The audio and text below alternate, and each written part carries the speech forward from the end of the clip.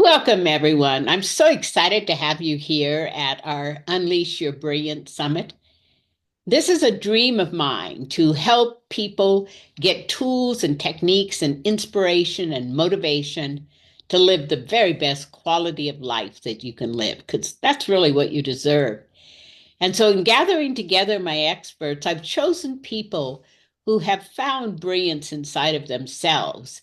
And I'm going to encourage them to share those ideas with you so that you can take away tools to help you thrive in 2025 and even beyond. So, our guest today is Syntysche Groverland. Thank you so much, Syntysche, for coming to visit us. You're welcome. Happy to be here. So, Syntysche is a master storyteller, a truly remarkable spiritual leader. Her unique blend of anecdotal, dismembering, and humor and spiritual wisdom offers both insight and healing. It's not just the message she shares, but the authentic, vulnerable presence that really resonates with her audience. Her ability to weave her own real life and other people's experiences into biblical and spiritual teachings makes her approach to ministry both accessible and deeply relevant. Her focus isn't on theology or religious doctrine.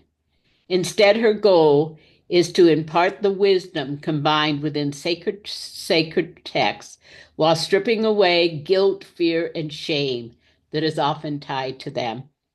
She seeks to offer a path of inspiration that encourages personal growth, spiritual freedom, highlighting the teaching's true essence of love, compassionate, and purpose. It is clear that her enthusiasm for the work is reflected in her own spiritual journey and that her mission is rooted in helping others find greater illumination, compassion, and a sense of purpose in their lives. Syntysche is the spiritual leader at Unity of Boulder Spiritual Center in Boulder, Colorado. So, Syntysche, glad to have you here. So So, tell us a little bit about your own personal journey and how you got to the place that you are right now. well, I think a lot of people would think that I was called to ministry because I was raised in Unity all of my life, and my father, Jack Groverland, is the senior pastor at Unity of Boulder, and I followed in his footsteps, and that couldn't be further from the truth. Growing up in a ministry as a young girl, I was never drawn to going into ministry, watching the levels of how much time it takes to work with a congregation of people, and how available and accessible you are. And I was a little jealous because I never saw my father as a kid in a way, because he was always leading the center. So I definitely never was called through watching him doing this work. But I was called later in my life because I had many setbacks in my life where I came home to self through a lot of discord and loss and pain that really revealed to me that God in source is so present and real and accessible. And because I was able to be transformed from the outer world to this inner world of from the unknown to the known through the mystery of life, and recognizing there's a language of this universe that was a part of me since I was a little girl. I know it more now from reflection and looking back at the signs and the symbols that were shown to me very young, that I was called to this work a long time ago, but I didn't listen to my inner heart. I had a lot of fear around public speaking, and really very low self-worth, honestly, from just some childhood stuff. So it really took a lot of trials and tribulations in the world for me to go within and discover who Syntysche as the soul truly was, and what I was called to be and do in this world. So it sounds like even though you had this call inside of you, which many of our audience does, you were plagued with self-doubt. How did you Yes. overcome that? I self-doubt, it's a teacher, right? And I think, when you have difficulties in your life, like going through a divorce, or for me, I lost a son, a baby son that was a full-term baby that I midwifed back into the afterlife at 8 hours old. I found myself in a situation, in a position where nobody understood that kind of depth of pain and grief, including the husband I was married to at the time. I had never felt so alone with something so at such a depth of pain. And having to face that, and the only thing there was to access was my inner source, my inner being, and grief, and this awakening of this grace and an experience of being held in a state of love. I started to recognize that, you know, the broken hearts and the things that had led me to this point when I lost my son Luca, that they were all teaching me to come back to myself and recognize that the power did live within me. And so that started to build me out of that self-doubt and rely more on spirit, on the divine guidance that the universe um, moves in and through at all times. But unfortunately, a lot of us find it through traumatic experiences like NDEs or a loss of a close loved one, or it tends to be through difficult times, or losing our careers, or, it can be less, things and, less harsh things than death. But we find ourselves in the midst of moments of complete and utter death of our own selves, really. And now we have to birth ourselves into the new, who is the Christ potential version of ourselves. Do you find that requires shifting your mindset? Oh, yeah. 100%. The mind is a powerful leader, and we really do manifest our lives for the good or the negative through the thoughts and the stories we tell ourselves about ourselves in this world. So it's really a matter of getting into a state of a growing mindset, not a fixed mindset, right? Um, Absolutely. Always being able to adapt to change, right? The one thing they say we can count on is change. And Right. that's very, very true.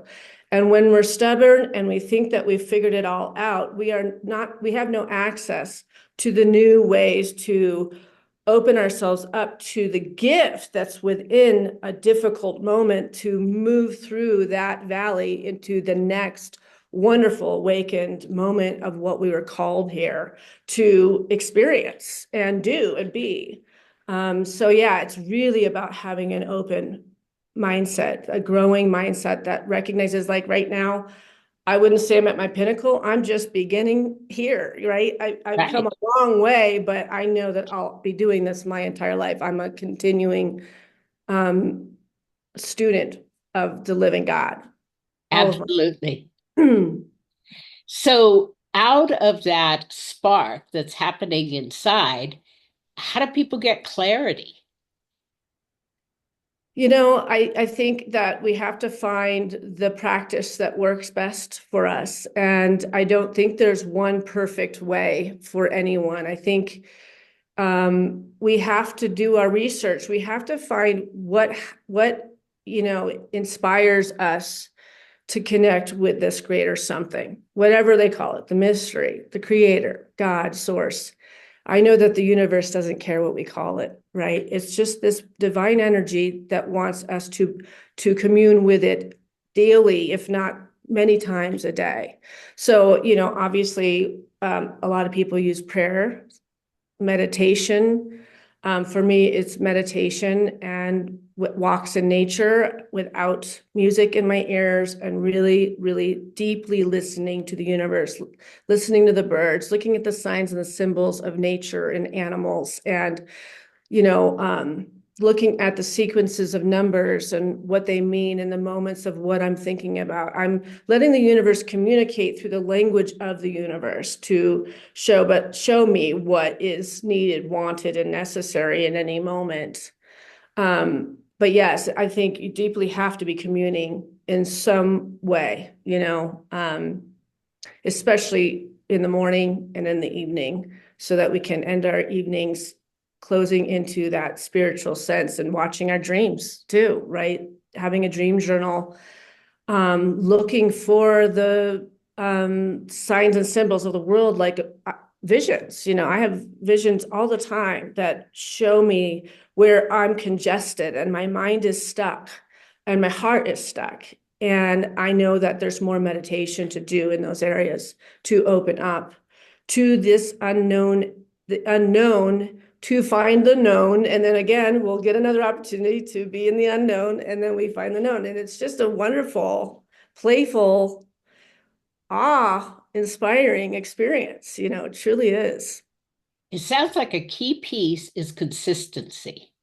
Yeah, consistency. And I know life can get very busy, and we will think one of the first things we might do is get rid of our spiritual practice because we have so much to do. And this world is calling people to do way more than they should ever be doing in a day. We're so accessible through emails and texts and, social media and you name it.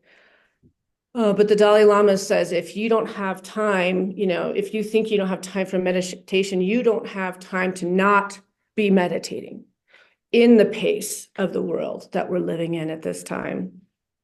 Well, I know I've been meditating myself for about 50 years, and I find that if there are ever incidences where I'm traveling or miss meditating, I feel out of sorts.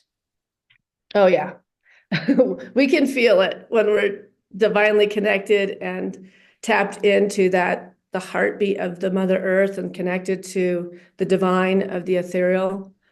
And there's phases where we feel really deeply immersed and connected. And there's times where we also, even when we're meditating, don't feel as connected. And so it calls us to add more energy and more time and to reflect and to listen deeper and allow for more and more immersion in that energy. And then we always will end up coming out more connected, more aware, more intuitive, more psychic, all of the above, right? Mm.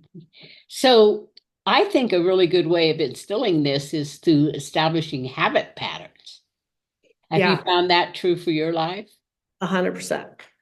And I think having habit patterns, and also, I'm a wife and I have two children still at home.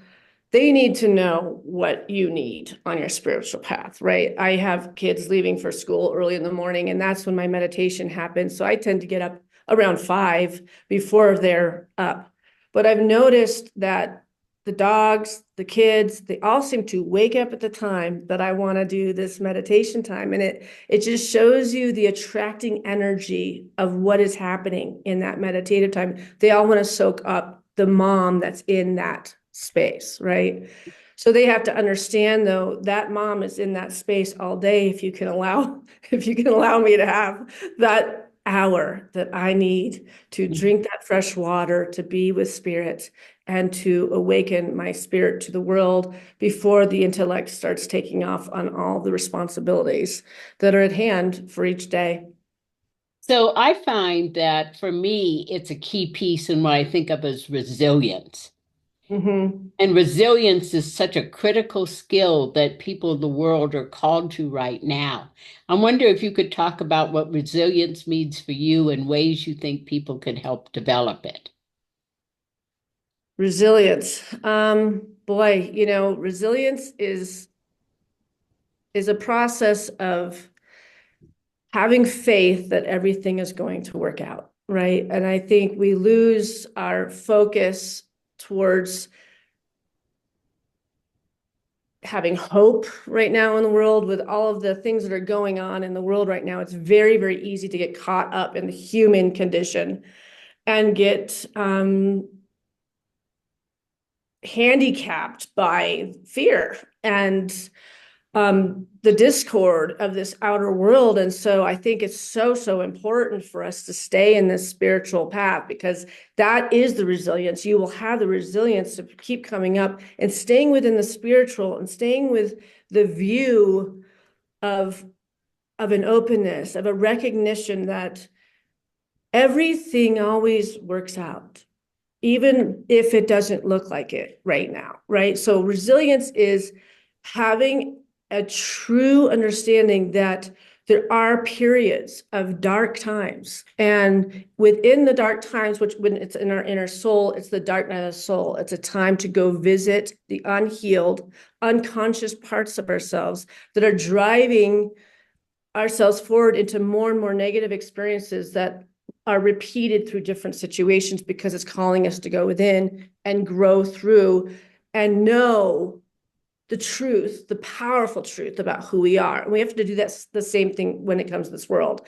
If you can't look to the world and what's going on with it and stay peaceful, then you probably have to stay in the inner chambers more than looking to the world. That's turning the news off. That's turning, towards the things of the spiritual, sitting, going to meditation services, going to church, doing whatever you can do to stay in your high consciousness, in the highest state of what you really are, what you were born as, right? And then we'll recognize that what's going on in the world, the pendulum is going very, very far right now, but it's just about to go the other direction. And everybody can feel that. So trust it, right? You have to trust that and stay positive and still enjoy your life. Our good is not behind us. Our good is still right in the midst of us, right here and right now.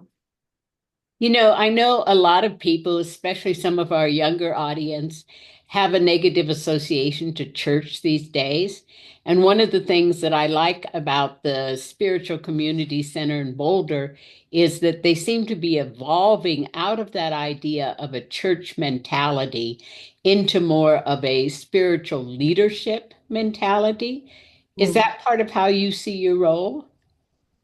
A spiritual leadership mentality. Well, honestly, yeah, I think the whole idea of the, minister between, the parishioner minister and then the teachings of Jesus or whatever we're teaching, that is leaving, and that's been leaving unity for over the last 100 years. But even now, it's much more embodying that the spiritual teachers or leaders in these centers are just mirrors of the great power that lives within each person that's sitting in that room collectively, and that we're a part of that collective. And there is nothing special about us, nor no more special than everybody that's sitting in that room, which we are all divine children of God. We are just writers, and we are inspired, and we meditate, a lot. And we listen to the universe of what the common theme is that's on the hearts and minds of people, and reflect back to remind this gorgeousness that's within them, so they get they get some resilience to go back out in the world and go, okay, I can face this boss, I can face this discord, I can face this situation, and I can see it from a bigger point of view. Like they say, it says in the Bible, you have to become like children again. And children don't look for negativity. Children look for fun. Children look for playfulness. Children look, they're moving their heads around all the time. We do, if you notice, we have like blinders on, we just look this direction. And children are moving and creative and alive. And it really is that we have to find the awe of life in the very midst of whatever's going on in the world. Sometimes we just have to refer back to coming out and looking from this greater view that everything is still so unbelievably beautiful. And there's so much to be grateful for in our lives. And when we live from a place of gratitude for what we have, we build on that gratitude for more and more beautiful things to come into our life. And grow and grow so that we can be the greatest potential that the universe put us to be here, right? And collectively to do it together as well. So it seems like one of the things that we really want to encourage our audience to take into the world is the idea that you have to go inside of yourself to find that place of interconnection and balance. And once you hold that place in your heart and in your being, you are better able to cope with the chaos of the world. Oh, absolutely. And you'll notice when you are visiting the inner workings of the spiritual soul and really loving what the universe has made you as, when you really appreciate and get that you're unique and you're perfect and you have special things that you have within you to share in this world, you'll find that when you're in the world and you are really prayed up and you are really meditated up, that like babies stir at you a lot. People tend to come out of the woodworks and want to tell you their innermost stories. It's really amazing, because it's an energy that you carry. And that's really part of us wanting to be the difference or the change we want to see in this world, is being this high vibration that can be accessed by the world and people feeling the healing love of what you're carrying in your being, right? Dogs come to you. It's just an interesting thing. The softer energy that you carry attracts nature to you. It's beautiful. It is the language of love in this world. We're talking now about moving beyond the power of thought into moving into the power of feeling. And the more that you are in alignment with that positive mindset and that positive feeling state, the more likely you are to attract positivity into your life. But what about fear? Many people become paralyzed with fear and they move into anxiety. Do you have Mm-hmm. any ideas that would help people move out of those fears? Well, I know that, fear, the opposite of fear is love, right? And if we're looking upon things to be fearful about, which there is plenty in this world, absolutely, I can get caught up in it if I lose my inner balance, right? So to look upon things that make you fearful, that means that you're not in a state of high consciousness and you are not equipped to be looking at the world right now. It's time to go within, right? And anxiety is caused by trying to figure out what tomorrow brings. Mm-hmm. And you really let go of anxiety when you can look at this very moment. In this very moment, are you safe? In this very moment, are you loved? At this very moment, are you a divine child of God? In this very moment, we can find peace. And Mm-hmm. it's a big part of staying in the presence. When you're feeling like your breath is getting like this, use your vessel, deep breaths in the presence, in this moment, recognizing right here, everything is okay. And if that's what we have to do is to live in the present moment, as Eckhart Tolle teaches us, there's so many wonderful books to support you on that process, the presence process. Fear is a worldly thing. Fear is of the world. And so if you're experiencing a lot of fear, you're looking at probably where your job is going, you're looking at where your marriage is going, you're looking at where all these different things. Come back to the heart, get your breath in order, deeply breathing, and get in the presence of the power that lives within you. Jesus said, heaven is in the very midst of you.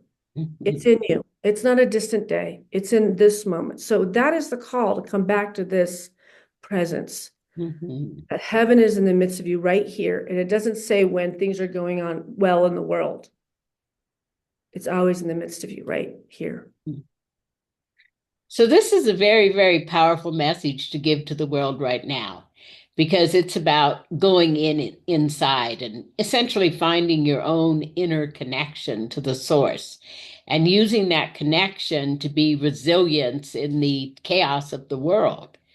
So if you could sum everything up and had a message that you really wanted to convey to our audience, what would that message be? My message would be that you are so much more than you could ever imagine. And if you're experiencing limitation right now in your life, it is a journey of unfoldment. And the most important thing you can do is trust your intuition. Your intuition is everything. And every mistake and things that have really gone off the rails in my life is when I did not trust what my intuition was guiding me to do. And when we're meditating and we're praying and we're taking that time, cultivating and embodying the spiritual influence of this universe, we will know what to do. We will know what to say. We will know how to address. We will know how to communicate. We will know how to heal others and ourselves. When we recognize that we are so much more than we could ever imagine, then that is that growing mind, that is the growing heart that is open and receptive to be a conduit for that which is needed in every single moment. And when we tap into that, nothing can get in our way. Not the world, not the difficulties, not our careers, not our bosses. We are holy and we are whole, and our bodies are in homeostasis, and we are ready to step into that which God is calling us to do and be in this world. Well, thank you so much for Syntysche for sharing your wisdom. All of Syntysche's contact information is in the speaker portal, and her spiritual community center produces a weekly meditation on Wednesday evenings, led by her father, Jack Groverland, and the Sunday services led by Jack Groverland and Syntysche Groverland. They're online, and I really recommend that you visit them. Thank you so much for coming, and we'll see you next time. Bye bye.